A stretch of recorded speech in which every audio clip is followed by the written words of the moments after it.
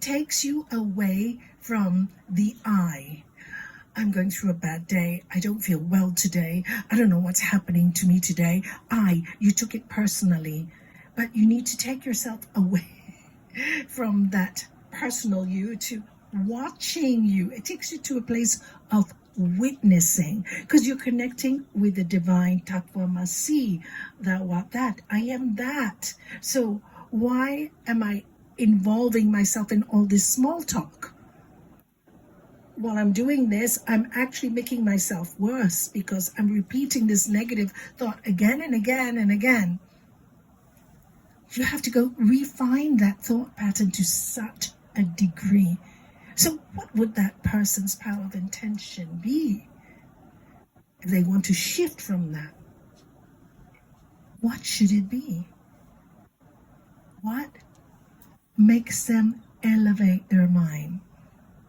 What makes you elevate your mind? What makes you take your mind off the I? What distracts the mind? The highest form of distraction. Can you think of it? Something you love.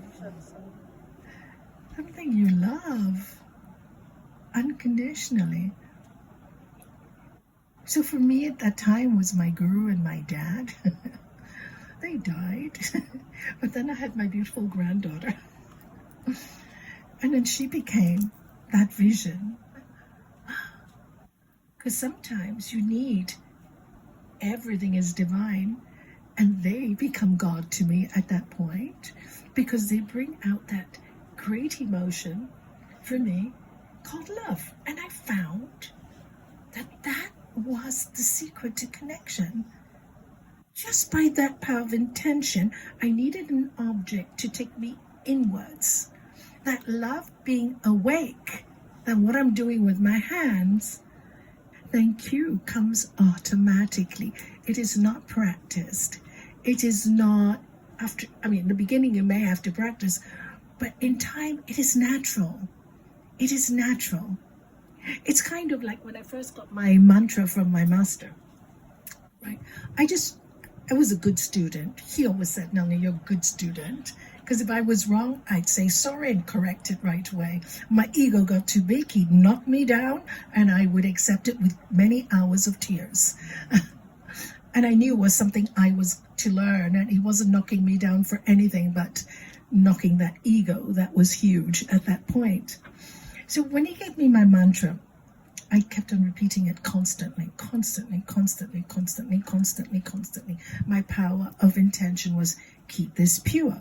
Because at that time, I didn't like this one was wrong. I was working in a shop, we had bad business, my husband got in a bad mood. Do you know, it was all to do with that all day long. Where was the divine in me? Where was the power of intention? Even if I got up in the morning and said thank you, during the day I totally lost it. Never continued, and that was for me, oh my God, this is the practice. So when I got the mantra, I felt somebody had given me a magical wand. Because by repeating it constantly, walking, I even used to take my children. I remember walking through Main Street, holding both their hands. Come on. I'll give you the basic mantra. It was, I walked with them all the way to Main Street, to the shop where I was working, or to school, or wherever they went. Come on, kids, let's go. Om Namah Shivaya. And they would think it's a game. But what happened with this practice is over the years it took over me. So it makes us go on a different level. Do you understand? We're not down, grounded by the woes of today. And even though we have the woes of today constantly, you can detach from them.